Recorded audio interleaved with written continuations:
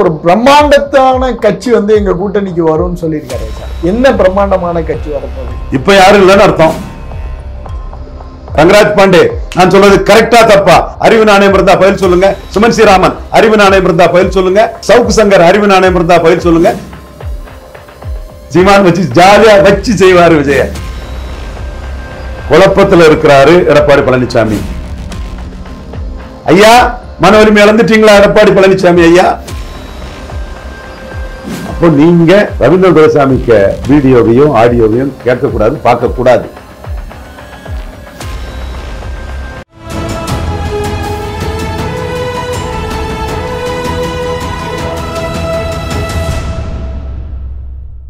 தமிழ் நிறம் நேயர்களுக்கு அன்பு வணக்கம். மீண்டும் உங்களை சந்திப்பதில் மிகுந்த மகிழ்ச்சி. இன்றைக்கு நம்மிடையே மூத்த அரசியல் விமர்சகர் திரு ரவீந்திரன் துரைசாமி சார் அவர்கள் நம்மோடு இணைந்திருக்கிறார். வாருங்கள் நேயர்களே சார்ட்ட பேச. வணக்கம் சார். வணக்கம் டேனியால். எப்படி இருக்கீங்க சார்? நல்லா இருக்கேன் டேனியால். Okay sir. புரட்சி தமிழரின் எழுச்சி பயணத்துல நேற்று ஒரு ஸ்டேட்மெண்ட் அவர் கொடுத்திருக்கிறார். ஒரு பிரம்மாண்ட கூட்டணி, அதாவது ஒரு பிரம்மாண்டத்தான கட்சி வந்து எங்க கூட்டணிக்கு வரும்னு சொல்லியிருக்காரு சார். என்ன பிரம்மாண்டமான கட்சி வரப்போகுது? ஜேடிஎஸ் கர்நாடகாவில் உள்ள ஜேடிஎஸ் குமாரசாமி கவுடாவை சொல்றாரா? யாரும் சொல்றாரு? யாரோ சொல்றாரு சார். இப்ப யாரும் இல்லைன்னு அர்த்தம். இவர் கூட யாரும் கூட்டணிக்கு வரலங்க. முபாரக்கை தவிர யாரும் இவர் கூட கூட்டணிக்கு வரல. இவர் தான் டெல்லியில போய் என்டிஏக்குள்ள போயிருக்கிறார். அதுக்காக நான் வந்து அமித்ஷா இவருக்காக காத்திருந்ததும் இவர் வீட்டில் போய் விருந்து போய் சாப்பிட்டதும் நான் இல்லைன்னு மறுத்து சொல்லலை. இவர் ஒரு ஸ்டெப்பு கீழே விழுந்தாருன்னா டெல்லி பாஜக 3 ஸ்டெப்பு, அமித்ஷா 3 ஸ்டெப்பு கீழே விழுந்திருக்காங்கிறத ஏற்றுக்கிட்டு தான் நான் பேசுறேன். அது எனக்கு மறைச்சிட்டு பேச வேண்டிய அவசியம் இல்லை. பட் சீமான் 2024 நிலைப்பாடு வந்து தெளிவா பாஜக வைத்து நின்னாரு. சீமானுக்கு லீடர்ஷிப் குவாலிட்டியும் சீமானுக்கு உறுதித்தன்மையும் எடப்பாடி பழனிசாமிக்கு இல்ல. ரங்கராஜ் பாண்டே நான் சொல்றது கரெக்டா தப்பா? அறிவு நாணயம் இருந்தா பதில் சொல்லுங்க. சுமன் ஸ்ரீராமன் அறிவு நாணயம் இருந்தா பதில் சொல்லுங்க. சவுக்கு சங்கர் அறிவு நாணயம் இருந்தா பதில் சொல்லுங்க. சீமானுக்குள்ள லீடர்ஷிப் குவாலிட்டியும் லீடர்ஷிப் குவாலிட்டி உள்ள உறுதித்தன்மையும் கன்சிஸ்டன்சியும் எடப்பாடி பழனிசாமி ஐயா கிட்ட இல்ல. இருக்கா இல்லையா? உண்மைதானே நான் சொல்றது? அப்போ 2வது வந்த இவரு பல்ட்டி அடிச்சிட்டாரு. 4வது வந்த சீமான் உறுதியா இருக்கிறாரு. இப்ப இவர் வந்து இவர்கிட்ட கூட்டணி கட்சிகள் வரும்னு சொல்றாரு. ஜெயங்கொண்டான்ல இவர் தான் 42% ஓட்டு எடுத்து லீட் காட்டியிருக்காரு. தமிழ்நாட்டில் 8 செக்மெண்ட்ல தான் அதிமுக லீடிங். சங்ககிரி, பரமத்தி வேலூர், நாமக்கல் பார்லிமெண்ட்டுக்குள்ள 1 year plus Vellala Gounder. Jayankondam, Ariyalur out and out 1 year. Tirukoilur, உளுந்தூர்பேட்டை DMDK vote captain Vijayakanth sympathy. Tirukoilur, உளுந்தூர்பேட்டையில மற்ற இடத்துலயும் பரவாயில்ல இருக்கும் அவங்க ஓட்டு. தென் குமாரபாளையம், தங்கமணி செல்வாக்கு. மற்ற மந்திரிகள்லாம் காணல. என் வேலுமணியை காணல, 3வது போயிட்டாரு. Velumani out, Thangamani top lead பண்ணிட்டாரு. தென் எடப்பாடி பழனிசாமி 1 இயர்களுக்கு 10.5 கொடுத்ததுனால லீட் பண்ணாரு. ஏன்னா நான் எல்லா டேட்டாவோட சொல்லுவேன். சும்மா ரங்கராஜ் பாண்டே, சவுக்கு சங்கர் இவங்கள மாதிரி டேட்டா இல்லாம மக்கள் மத்தியில மக்கள் ஏமாளிகள் நினைச்சு கருத்துருவாக்கம் பண்ணக்கூடிய கோஷ்டி எல்லாம் ரவீந்திரன் துரைசாமி. டேட்டா இருக்கும் எதுலன்னாலும். 2019 மக்களவை தேர்தலில் 8000 ஓட்டு எடப்பாடியில கம்மி ஐயா எடப்பாடி பழனிசாமிக்கு. டாக்டர் ஐயா கூட இருந்தாரு. எங்க ஐயாவுக்கு என்ன தெரியும்? எல்லா இடமும் ஒரே மாதிரி பேசுவேன், கரெக்டா பேசுவேன்னு எங்க டாக்டர் ஐயாவுக்கு என்ன தெரியும்? அதனாலதான் நான் தரவுகளோட எல்லாமே கரெக்டா பேசுறேன். அவர் இல்லாமலே இப்ப 50,000 ஓட்டு அதிகம். அப்போ பாராளுமன்ற தேர்தலுக்கும் உள்ள வித்தியாசமா 19 பிறகு 10.5 கொடுத்தனால உள்ள மேஜிக்கா? 10.5 கொடுத்தனால உள்ள மேஜிக். இதனால உள்ள பாதிப்பு வண்ணார், நாவிதர், குயவர், போயர், ஒட்டர், மேட்டோ கவுண்டர், ஊராளி கவுண்டர், தொட்டிய நாயக்கர், மருத்துவர், மங்களா, முக்குவர், பரதவர். நேற்று சாமிநாதங்கிற ஒரு அரசியல் விமர்சகர் கன்னியாகுமரி மாவட்டத்தில் முக்குவர், பரதவர் கிராமங்கள்லையும் எடப்பாடிக்கு எதிராக போஸ்டர் போட்டிருந்தாங்க. 10.5 எங்களுக்கு பாதிப்புங்கிறத நேற்று நியூஸ் 18 தொலைக்காட்சியில் பதிவு பண்ணாரு. உண்மை, நம்ம எல்லாம் வெளிப்படையா உடைச்சுதான் போடுறோம். யாருக்கு மேல நமக்கு நெகட்டிவிட்டோ பாசிட்டிவோ இல்லை. நம்ம பாசிட்டிவ் சோசியல் ஜஸ்டிஸ் போராடக்கூடியவங்க, உண்மையை நம்ம சொல்றோம். அதே மாதிரி முக்குலத்தோர், அது பிரமலை கல்லர்களுக்கும் கொண்டையங்கோட்டை மறவர்களுக்கும் பாதிப்பு. பிரமலை கல்லர் சகோதரர்கள் உசிலம்பட்டி, ஆண்டிப்பட்டி இங்கெல்லாம் பிரமலை கல்லர் சகோதரர்கள் இருக்காங்க. எடப்பாடிக்கு ஆதரவாக பேசக்கூடிய தம்பி அக்கீஸ்வரன் கூட பிரமலர் கல்லர் சமுதாயத்தை சேர்ந்த தம்பி பொதுத்தளத்தில் பேசுவான், அது வேற விஷயம். அதே மாதிரி கொண்டையங்கோட்டை மறவர்கள், இவங்களுக்குள்ள பாதிப்பை தஞ்சாவூர் கல்லர்களும் தஞ்சாவூர் மதுரை அகமுடையார்களும், அவங்க பிசி அகமுடையார்கள், இவங்களும் சேர்ந்து ஃபைட் பண்றாங்க. அப்ப இந்த சூழ்நிலையில எடப்பாடி பழனிசாமிக்கு இது பெரிய ஒரு கிரிப்பை எடப்பாடிக்குள்ள கொடுத்தது. அதே மாதிரி 2024 பார்லிமெண்ட் எல்லாம் இல்ல, அது எல்லாமே எல்லா தேர்தல் மாதிரி தான் அதுவும். அதுல ஜெயங்கொண்டான்ல 42% வாக்கெடுத்து லீட் பண்ணார். அப்ப அவர் அந்த இடத்துக்குள்ள என்ன பேசுறாருன்னா, பாமக என்டிஏக்குள்ள இருக்குது, அப்ப என்டிஏல இருக்கிறவங்க எல்லாம் தனக்கிட்ட வரும்னு நினைக்கிறாரு. எப்பா விஜய்க்காக பேசிட்டு இருக்கவங்களே, அசான் டேட்டு விஜய் பொருட்டா நினைக்கலப்பா எடப்பாடி பழனிசாமி, என்டிஏ தான் பொருட்டா நினைக்கிறாரு. பாஜகவை தான் கூட்டணியில சேர்த்துக்கிட்டாரு, பலம் நிரூபிச்ச பாஜகவை தான் கூட்டணியில சேர்த்துக்கிட்டாரு. அண்ணாமலையால 11.4% வாக்கெடுத்த பாஜகவை தான் சேர்த்துக்கிட்டு என்டிஏக்குள்ள இருக்கிறதுனால பாமக எங்க கிட்ட வரும்னாரு. இந்த இடத்துலதான் எடப்பாடி பழனிசாமி ரவீந்திரன் துரைசாமிக்கு வீடியோ பார்த்து கெட்டு போனது.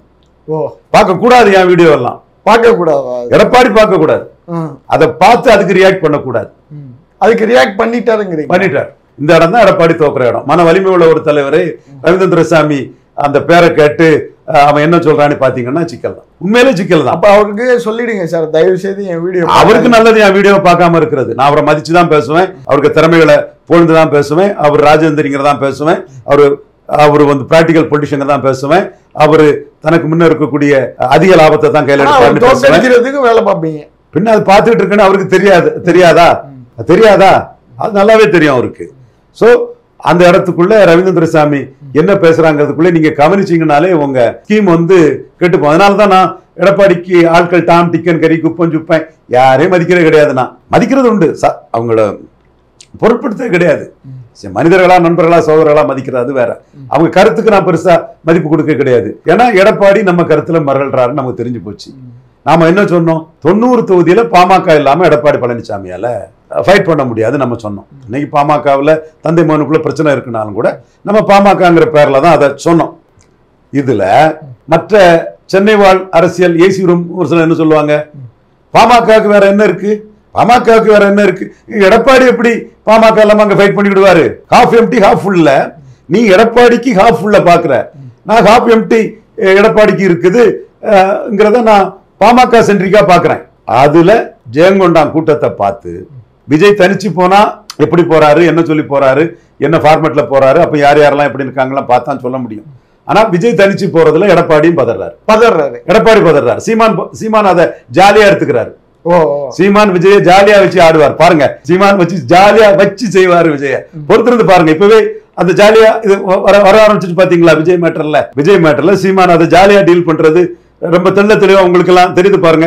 அந்த கேள்வியை விட்டு அதுல நான் எல்லா இஷ்யூக்கும் ஃபைட் பண்றேன், விஜய் செலக்டட் இஷ்யூக்கு தான் போறாரு, இதெல்லாம் வெளிப்படுத்தி இஷ்யூல நான் நிக்கிறேங்கிறத ஹைலைட் பண்ணி சீமான் ஜாலியா போயிட்டு இருக்கிறாரு சார். அப்புறம் சார் நீங்க சொல்ற மாதிரி இந்த பிரம்மாண்ட கட்சிங்கிற அந்த இது அது யாருக்கு சொல்றாரு, என்ன மெசேஜ் சார் அது? சரி, அவங்கவுங்க சிந்திச்சுட்டு போட்டான், அந்த கட்சியா இருக்குமா இந்த கட்சியா இருக்குமான்னு. இப்போ இதுல வந்து அவரு 1-1க்கு ரவீந்திரன் துரைசாமிக்கு முடிவுக்கு நான் வந்துடுறேன், ஸ்டாலினை 62 காமராஜ் மாதிரி பெரிய உயரத்துல ஸ்டாலின் இருக்கிறாரு, அண்ணாவுக்கும் காமராஜுக்கும் 62 உள்ள டிஃபரன்ஸ் 18%. இப்பவும் பலமுறை போட்டின்னா 2வது வரக்கூடிய எடப்பாடி பழனிசாமிக்கும் ஸ்டாலினுக்கும் வந்து ரெட்டை இலக்கத்துல டிஃபரன்ஸ் வரும். எடப்பாடிக்கு ஒரு லிவரேஜ் கொடுத்தேன் பேச்சுவாக்கில், கவனிச்சிங்கல்ல, அவரும் அதை கவனிச்சிருப்பார். சோ ஸ்டாலினை தோக்கடிக்கணும்னா 1-1 தான் தோக்கடிக்க முடியும். காமராஜ் 62ல 46% வாக்கெடுத்தார், கட்சியை பிடிச்சி வாக்கெடுத்தார். நாடிமுத்து பிள்ளையில இருந்து, வல்லத்தரசுல இருந்து, டிஎஸ்சி ஆதிமல நாடார்ல இருந்து, தையல்பாக ஆதித்தன்ல இருந்து, பசுமனையா முத்துராமலிங்க தேவர்ல இருந்து, மூதறிஞர் ராஜாஜில இருந்து, செங்கல்வ நாயக்கர்ல இருந்து, வடமல நாயக்கர்ல இருந்து, அண்ணாமலை உடையார்ல இருந்து பலருக்கு அழுத்தம் கொடுத்து கட்சியை கைப்பற்றி அவர் வந்து 46% வாக்கெடுத்தார். இன்னைக்கு அதே லெவல்ல ஒரு பெரிய கூட்டணியை பயன்படுத்தி ஸ்டாலின் 47% வாக்கு எடுத்திருக்கிறாரு. இந்த 47ங்கிறது ஸ்டாலின் தலைமைக்கு விழுந்த ஓட்டு. பட் ஸ்டாலின் எப்படி 62 காமராஜ் தோற்கடிக்கப்பட முடியாதவர் இல்லையோ, அதே மாதிரி 2024 ஸ்டாலின் அவருக்கு விழுந்த ஓட்டு தான் நான் பாக்குறேன். தோற்கடிக்கப்பட முடியாதவர் அல்ல, 1-1 தோற்கடிக்கலாம். எடப்பாடி தலைமையில ஸ்டாலினை தோற்கடிக்கவே முடியாது. Stalin Isaivellalar, cost neutral. இவரு வந்து 2 ஜாதி கட்சின்னு அண்ணாமலை சொல்ற மாதிரி இவரோட பொசிஷன் இருக்குது. சோ இவர் தலைமையில எல்லாம் ஸ்டாலினை தோற்கடிக்கிறது வந்து சாத்தியம் இல்லை சார். அப்புறம் விசிக கம்யூனிஸ்டுக்கு ரத்தன கம்பளம் போட்டு வரவேற்போம் அப்படின்னு சொல்றாரு. இன்னைக்கு 2 பேருமே போயா அப்படின்ட்டாங்க. என்ன, ஏன் சார் இப்படி ஓப்பனா சொல்லி குழப்பத்துல இருக்கிறாரு எடப்பாடி பழனிசாமி? ஐயா, நீங்க உங்க ஆட்கள் என்ன போட்டு ட்ரால் பண்ணதுக்கு அளவே கிடையாதுயா, பாஜக உங்ககிட்ட விழுந்துட்டாங்கன்னு. ஆனா ஐயா நீங்க தான் ஐயா விழுந்தீங்க. மோடி பிஎம்ஓ சீமான சிஎம் கேண்டிடேட்டா சொல்லுவாங்க. 18% என்டிஏ அண்ணாமலை தன்னோட அண்ணன் சீமான, எனக்கு தம்பி அண்ணாமலைக்கு அண்ணன் சீமான 8% சீமான, நிதிஷ்குமார பீகார்ல பெரிய கட்சியான பாஜக சின்ன கட்சியான ஜேடியு நிதிஷ்குமார சிஎம்மா சொன்னது மாதிரி பெரிய அணியான என்டிஏ அணி 8% வாக்கெடுத்து சீமான சிஎம்மா சொல்லிடுவாங்க. பிஎம்ஓ மூலமா நான் ஏற்பாடு பண்ணிட்டு இருக்கேன்னு சொல்லவும் நீங்க பதறிட்டீங்க. அண்ணாமலை அது தொடர்பா சீமான ஆதரிச்சு சீமான் பிராண்டி விசிக்கு எதிராக சீமான் கல்ல ஆதரிக்கிறாருன்னு சீமான் இல்லாத கூட்டத்திலே சீமானை பற்றி அண்ணாமலை பேசவும் அண்ணாமலையும் நிதிஷ்குமார் மாதிரி சீமான முடிவு பண்ணிட்டாரு. இது ரவீந்திரன் துரைசாமி ஸ்கெட்ச் போட்டுட்டான். இதே சத்ரியன் குருமூர்த்தி மோடியையே பிஎம் கேண்டிடேட்டா ப்ரமோட் பண்ணி நாட்டை காப்பாத்தின குருமூர்த்தி கருத்தை மீறி, எமர்ஜென்சி ஹீரோ சுப்பிரமணிய சாமி கருத்தை மீறி, தியாக வரலாறு கொண்ட இல கணேசன் கருத்தை மீறி, கட்சி ராஜா கருத்தை மீறி, எம்ஜிஆருக்கு போற பெரிய மாஸ் லீடர் சசிகலா தாங்கிற பொன் ராதாகிருஷ்ணன் கருத்தை மீறி சசிகலா மோடி இருக்கக்கூடிய அணிக்குள்ள வர முடியாது, மோடி சசிகலாவை வீழ்த்தியே தீர்வாருங்கிற ரவீந்திரன் துரைசாமி கருத்து எப்படி எடுபட்டு நமக்கு நன்மை பாய்ச்சதோ அதே மாதிரி பிஎம்ஓ சீமான சிஎம்மா சொல்லிடுவாருங்கிற அந்த கருத்தும் எடுபட்டு நம்ம 3வது போயிருவோங்கிற பதட்டத்துல என்டிஏக்குள்ள வந்துட்டாரு ஐயா எடப்பாடி பழனிசாமி. இன்னும் அந்த பதட்டத்தை அண்ணாமலை வச்சிட்டு இருக்கிறாரு. அண்ணாமலை தெளிவா சொன்னார் பாத்தீங்களா? இப்பயும் கூட்டணி ஆட்சி தான் போட்டு உடைச்சிருக்காப்ல சார். தெளிவா இன்னொன்னு உடைச்சாரு பாத்தீங்களா? மக்கள் வந்து கட்டாமுட்டான்னு இருக்கக்கூடிய தலைவர்கள் விரும்புறாங்க. ஸ்ரீலங்காவில 3ல இருந்த ஒரு ஆட்சியை பிடிச்சிட்டாரு. மரம் ஏறுறவரு, ஆடு மாடு மேய்க்கிறவரு, மக்கள் வித்தியாசமான தலைவரா ஆதரவு கொடுப்பாங்கன்னு 18% என்டிஏ ஓட்டு எடுத்த அண்ணாமலை ஒரு ஆதரவு கருத்தை இன்டைரக்டா சீமானுக்கு நீட்டுறாரு பாருங்க. அது ஏற்கனவே எந்த புள்ளியில எடப்பாடி விழுந்துறாரோ அந்த புள்ளியில அண்ணாமலை வைக்கக்கூடிய செக்கு. எந்த புள்ளியில எடப்பாடி பிஜேபி கூட்டணியே கிடையாது, பிஜேபி மைனஸ் 18% கிறிஸ்டின் முஸ்லீம் ஓட்டு கிடைக்காது, ஜெயக்குமார் சொன்னாரு, சிவி சண்முகம் சொன்னாரு, கேபி முனிசாமி சொன்னாரு, என்னென்னலாமோ சொன்னாங்க. அப்படி பிஜேபி கிண்டல் பண்ணதுக்கு பெரியாருக்கு பாரதத்னா சொன்னாரு கேபி முனிசாமி. அந்த பிஜேபி கூட மக்களவை தேர்தலில் வராம சட்டமன்ற தேர்தலில் வந்திருக்காருன்னா இந்த என்டிஏ சிஎம் கேண்டிடேட்டா சீமான் வந்துருவாருங்கிறது தான். அப்போ ரவீந்திரன் துரைசாமி பேசுறத எடப்பாடி கேட்கிறாரு, மன வலிமை இழக்கிறாரு, முடிவை மாத்துறாரு. அதே மாதிரிதான் பாமக மேட்டர்லயும் அவர் வந்து தன்னை அறியாம என்டிஏல இருக்காங்க பாமக, எங்க நம்ம கூட வருவாங்கன்னு அந்த கைத்தட்டலுக்காக பேசினதுல பாமகவுக்கு ஸ்டேக்ஸ் வந்து உயர்ந்துட்டு, பாமகவுக்கு ஸ்டேக்ஸ் உயர்ந்துட்டு. நான் பாமகங்கிற வார்த்தையை ஏன் பேசுறேன்னா அவரும் பாமக தான் பேசினார். அப்போ ரவீந்திரன் துரைசாமிக்கு கருத்தை எடப்பாடி பழனிசாமி ஒத்துக்கிட்டாரு. பாமக இல்லாம 90 தொகுதியில ஃபைட் பண்ண முடியாதுங்கிறத. ஐயா மன வலிமை இழந்துட்டீங்களா எடப்பாடி பழனிசாமி ஐயா? ஐயா நாங்கள்லாம் ஐயா தாலிங்க நாடா இருக்க தளபதிகளா இருந்தவங்க ஐயா, தொண்டர்கள் சொல்றதுல பெருமைப்படக்கூடியவங்க ஐயா, தன் சார்ந்த மக்களுக்காக மக்கள் தலைவர் எம்ஜிஆர் கிட்ட நியாயத்தை நீங்கெல்லாம் ஒரு சீஃப் மினிஸ்டர், உங்களுக்கெல்லாம் ஒரு போலீஸ், உங்க போலீஸை போக சொல்லுங்க ஐயா, இந்த மாவட்டத்தில் ஏம மிஞ்சிரான்னு கேட்ட தலைவருக்கு வழி வந்தவங்க ஐயா. அதனாலதான் எங்க ஐயா டாக்டர் ராமதாஸ் எவ்வளவு பெரிய விழிப்போர் உள்ளவர், அவரையே 2009ஆம் ஆண்டு காங்கிரசும் பாமகவும் சேர்ந்தாதான் டிசைடிங் ஃபேக்டர்னு சொல்ல வச்சு விட்டோம். அப்பேற்பட்ட டாக்டர் ஐயாவே நாங்களும் காங்கிரஸ் தான் டிசைடிங், காங்கிரஸ் இருக்கக்கூடிய இடத்துல இருப்போம்னு சொன்னதும் கலைஞர் வந்து டக்குன்னு காங்கிரஸுக்கு 16 சீட்டை கொடுத்து பாமகவை அதிமுக சைடு தள்ளி விட்டு தோக்கடிச்சிட்டார். இது வரலாறு. அப்போ நீங்க ரவீந்திரன் துரைசாமிக்கு வீடியோவையும் ஆடியோவையும் கேட்கக்கூடாது, பார்க்கக்கூடாது. பார்த்தீங்கன்னா 90 தொகுதியில பாமக இல்லைன்னா எடப்பாடியால ஒன்றும் செய்ய முடியாதுன்னு சொல்றதுல நீங்க அப்படியே நம்பிடுறீங்க. அது உண்மை, அதனால நம்பிடுறீங்க. நம்பிட்டு ஜெயங்கொண்டான்ல உள்ள கைத்தட்டலை பார்த்ததும் என்டிஏ கூட பாமக இருக்காங்க, பாமக நம்ம கூட வந்துருவாங்கன்னு உங்களை அறியாமலே பேசிட்டீங்க. காரணம் இதுக்கு வந்து நீங்க விஜய் தனிச்சு நிற்கிறதையும் நீங்க ஒரு த்ரெட்டா பாக்குறீங்க, சீமான் பார்க்கல சார். அப்ப இன்னொரு கோணம் பாருங்களேன் சார், அவர் பிரம்மாண்ட கட்சி அப்படின்னு சொல்றது ஆதவ ஜான் ஆரோக்கியசாமி இவங்க சொன்ன 25% ஈல்ட் ஆயிட்டாரா எடப்பாடி? திரும்ப திரும்ப அவங்களே நம்புறாரு. அப்படி ஒரு பாயிண்ட் ஆஃப் வியூ. அப்படி ஈல்டானா இவங்களை பொருட்டா நினைக்காம அண்ணாமலை எடுத்து வச்ச 11.4% பாஜக கிட்ட அவர் விழுந்திருக்க மாட்டார். இந்த மூவ்மெண்ட் பாஜக எதிர்ப்பு ஓட்டு உள்ள பாஜக கிட்ட அவர் வந்துட்டாலே 2வது இடத்தை காப்பாத்துறதுக்கு பாஜக தான் நமக்கு மேலும் நினைச்சிட்டார். இந்த இடத்துக்குள்ள அவர் விழுந்தது ஜான் ஆரோக்கியசாமிக்கோ ஆதவர்ஜுனுக்காவே இல்லை, Ravindran Duraisamy RD team PMO கிட்ட செல்வாக்கு வெயிட்டேஜ் கொண்ட ரவீந்திரன் துரைசாமி சீமான சிஎம் கேண்டிடேட்டா என்டிஏக்கு பண்ணிடுவானோ அதுக்கு அண்ணாமலையும் குரல் கொடுக்க ஆரம்பிச்சுட்டாருங்கிற அதுலதான் அவர் பயந்தார். ஆதவர்ஜுனாவுக்கோ ஜான் ஆரோக்கியசாமிக்கோ பயந்திருந்தாருன்னா விஜய்கிட்ட பேசி முடிச்சிருப்பாரு. விஜய் பொருட்டல்ல நினைச்சுதான் பிஜேபி எங்க பண்ணிட்டாருன்னா ஆர்டி டீம் வந்து சீமான சிஎம் கேண்டிடேட்டா ப்ரொஜெக்ட் பண்ணிடுவாங்கிற அச்சம்தான் காரணம். சார் இதுல வந்து அமித்ஷா திரும்பவும் கூட்டணி ஆட்சின்னு சொல்றாரு, இவர் வந்து இல்லைங்கிறாரு. என்னதான் சார் இது எடப்பாடிக்கு ஒரு நெருக்கடி கொடுக்குறாங்களோ? அதாவது ஜெயலலிதா மாதிரி 99ல 42% பலம் கொண்டவரா இருந்தாலோ 2009ல 37% பலம் கொண்டவரா இருந்தாலோ இவரை நம்பி உடனே அணி வரும். இவருக்கு பலமே 20% தான். நிறைய இடங்கள்ல 3வது போயிருக்காரு, இடைத்தேர்தல 4வது போயிருக்காரு, புதுச்சேரியிலும் கன்னியாகுமரியிலும் 4வது போயிருக்காரு. அப்ப அந்த அளவுக்கு தானே அவரை மதிப்பாங்க. ஓட் டிரான்ஸ்பரிங் கெப்பாசிட்டி இல்ல, சீட் கன்வெர்ட்டிங் கெப்பாசிட்டி இல்ல. ஸ்டாலின் கொடுக்கறதெல்லாம் எம்பி போஸ்ட் எம்எல்ஏ போஸ்ட்னு இருக்கு. அதுக்காக ஸ்டாலின் தோற்கடிக்கப்பட முடியாதவர்ல என் ஸ்ட்ராட்டஜிக்கு எடப்பாடி ஒத்துக்கிட்டாருன்னா ஸ்டாலின் என்னாலே தோற்கடிச்சு காட்ட முடியும். அதெல்லாம் ஒன்றும் பெரிய இது இல்லை. பட் அவரோட உயரம் 57-62 காமராஜர் உயரத்தில் ஸ்டாலின் இருக்காருங்கிறதும் கூட்டணி மூலமா இருக்காருங்கிறதும் 100க்கு 100 உண்மையான ஒரு விஷயம்தான். இப்ப எடப்பாடிக்கு சிக்கல் கொடுக்கிறது அவருக்கு பலகீனம், அவருடைய வீழ்ச்சி தான் அவரை தப்பு பண்ண வைக்குது. வீழ்ச்சிங்கிறது மற்றவங்களுக்கு புரியுது. அதனாலதான் யாரும் அவரோட கூட்டணிக்கு இல்ல. தேமுதிக கூட ஸ்டாலின் கொடுக்கிறது எம்எல்ஏ போஸ்ட் எம்பி போஸ்ட் நினைக்கிறாங்க. பாமக ஜனவரிக்கு மேல முடிவு பண்ணதா நினைக்கிறாங்க. யாரும் அவரை நம்பி வரதுக்கு இல்ல.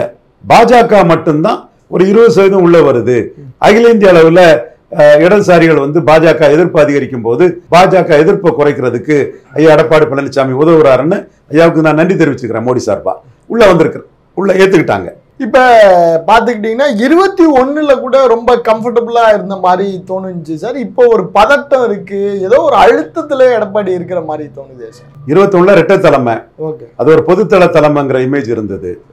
அதுக்கு பிறகு இப்போ அவரால் விக்கிரவாண்டி ஈரோடு கிழக்குல கண்டஸ்ட் பண்ண முடியல, நிலைப்பாட்டுல இருந்து மாறி இருக்கிறாரு. மாறினாலும் நினைச்சது மாதிரி பிஜேபி 21ல அவர் கொடுத்த சீட்டை வாங்கிக்கிட்டு போக தயாரில்லை. அன்னைக்கு வந்து பாமகவோட நீங்க சின்ன கட்சி, பாமகவோட உங்களுக்கு அதிக சீட்டு கொடுத்தா அதை வன்னியர்கள் ஓட்டு விழாதுன்னு சொன்னாரு. 20 சீட்டை எல் முருகன் வாங்கிட்டு போக வேண்டிய சூழ்நிலை இருந்தது. இன்னைக்கு வந்து நயனார் நாகேந்திரன் தலைவராக இருந்தாலும் அண்ணாமலைக்கு டெல்லியில ஒரு பெரிய சே இருக்குது. டெல்லி ஃபுல்லாவே இப்போ ராஜ்குமார் அண்ணாமலை தோக்கடிச்சார் இல்லையா, அவரை பார்த்தாலே எல்லாரும் ஜெயின் கில்லருங்கிறாங்களாம். அண்ணாமலை எவ்வளவு பெருசா டெல்லி வச்சிருக்கிறாங்க. அப்புறம் அமித்ஷா கூட்டத்தில் அண்ணாமலை கிடைச்ச கைத்தட்டு, முருகர் மாநாட்டில் அண்ணாமலை கொடுத்த கைத்தட்டு, இதெல்லாம் அண்ணாமலை கருத்தை மீறி நம்ம போனா சரியா இருக்காதுங்கிறது டெல்லி தலைமைக்கும் இருக்குது. 2 முறை அந்த கூட்டணி முறிஞ்சதே அண்ணாமலையால தான். இவர் 6 சீட்டுக்கு மேல தரமாட்டாரு, அண்ணாமலை 12 குறைஞ்சு இல்லைன்னாரு, அதனாலதான் முறிஞ்சுது. இப்ப கூட்டணி முறியக்கூடாதுன்னு தான் நயனார் நாகேந்திரனை போட்டிருக்கு. அவரும் தலைமைக்கு கட்டுப்பட்டு கரெக்டா செய்யறாரு. தமிழிசை அம்மையார் எப்படி தலைமையை கட்டுப்பட்டு கரெக்டா செய்தாங்களோ அதே மாதிரி நயனார் நாகேந்திரனும் தலைமைக்கு கட்டுப்பட்டு நிற்கிறாரு. அவருக்குள்ள ரோல நயனார், தலைமை கொடுத்த ரோல நயனார் கரெக்டா பண்றாரு. இதுல நயனாரை பற்றி விமர்சனம் வைக்கிறதுக்கு எதுவும் இல்லை. அது தலைமைக்கு தக்கன அவர் போயிட்டு இருக்கிறாரு. அண்ணாமலை தலைமை கிட்ட தான் மோதுறாரு. முதல்ல தன் கருத்தை முன் வைக்கிறாரு. பலத்துக்குரிய சீட்டை 2 ரெட்டலைக்கு ஒரு தாமரை வாங்கிடணும்னு இருக்கிறார். நன்றி சார். நன்றி.